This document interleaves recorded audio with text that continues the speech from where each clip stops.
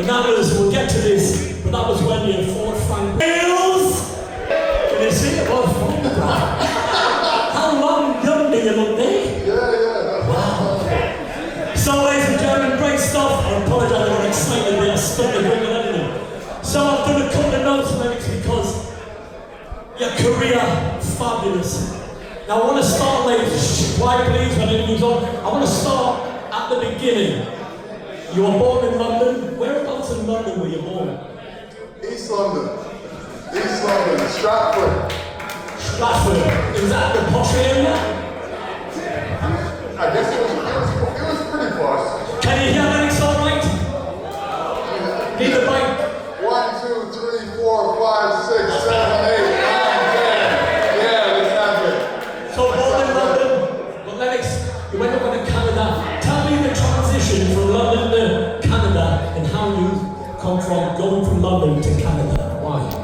Well, I got expelled from school, and the lady that was looking after me, she found it hard to look after me, and my mother was in Canada at the time, and she said she couldn't look after me anymore, and that I should go with my mother, but my mother couldn't take me at that time because she was over there looking for a job and looking for a place and everything like that.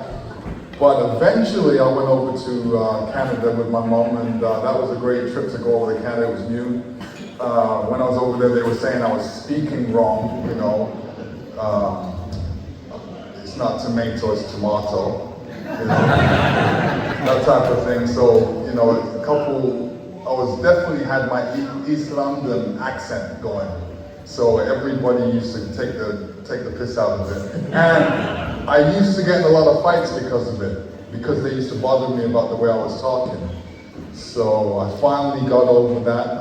First time going to school over there, it was funny because we had a recess and we all went outside, and there was this guy with red hair, and he tapped me on the shoulder and he said, he wants to fight me. And I'm like, my mother told me I can't fight, because she said, she's by herself, please don't get in any trouble, and no fighting. So he was saying he wants to fight me. I said, no, I don't want to fight. And then all of a sudden there was a circle.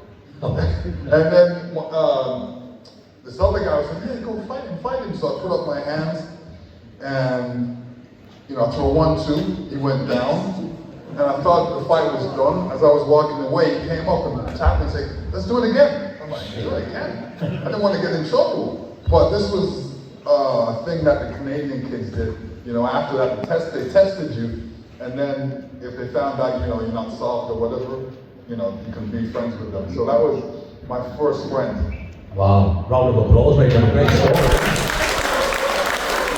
So tell me a little bit about your amateur career, from starting in Canada. So a little bit about amateur career, great amateur career you had.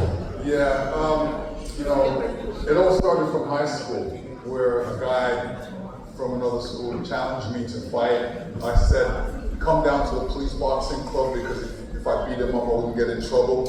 And, you know, I went to the gym, and the trainer basically said, hey, you, come over here. Because I actually waited for the guy for about a couple of weeks, and I came to the gym waiting for him. And I was sitting around, so one of the coaches said, hey, come, I want you to move around with this small kid.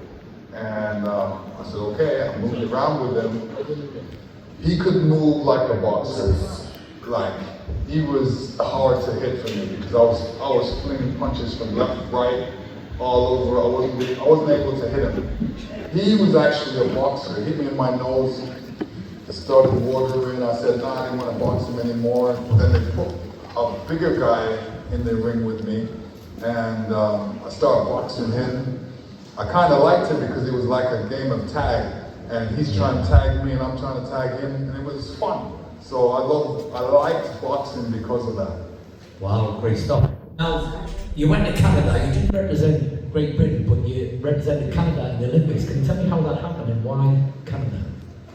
Canada because, you know, I was living over there, and it was a journey. It was a journey first. First, you have to be an Ontario champion. Like, there's like different provinces in Canada. So you have to be champion of Canada, Ontario, and then you're able to go to the Canadians. So that's all of Canada, all the provinces converge and join and make Canadian tournaments, and the winners represent Canada. And you won a what? I won the Gold medal. yeah. Brilliant. Well, how did that feel your first medal? Gold medal. Well, let me tell you, the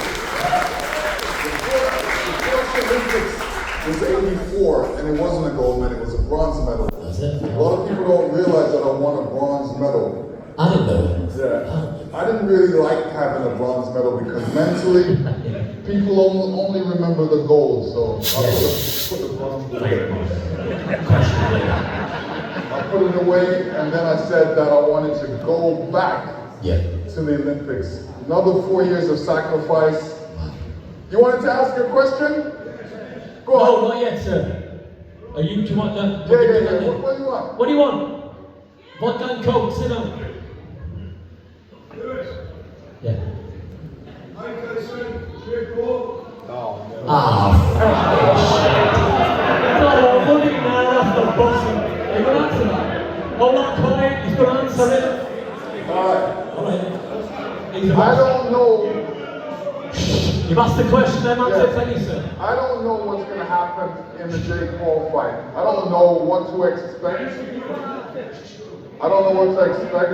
All I know is that Mike Tyson's a fighter.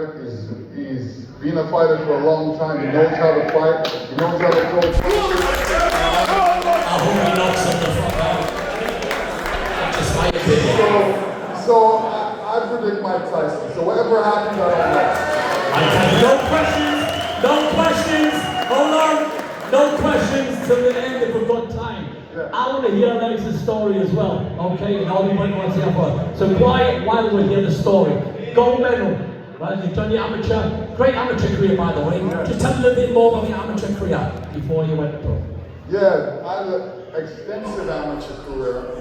Over 100 fights. Wow. And I've been to different countries, won a lot of tournaments in different countries.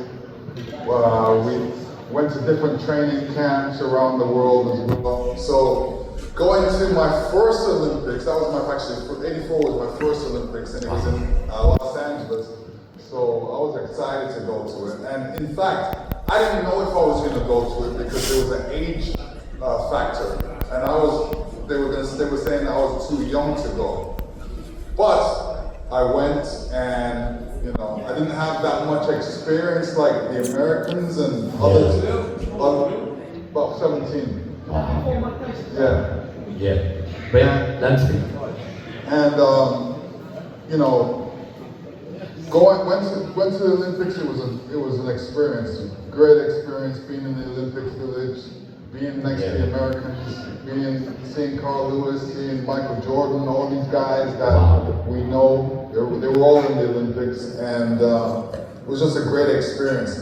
The Olympic Village, you could go to the restaurants and you could eat any food around the world. It had everything, Japan food, this food, that food.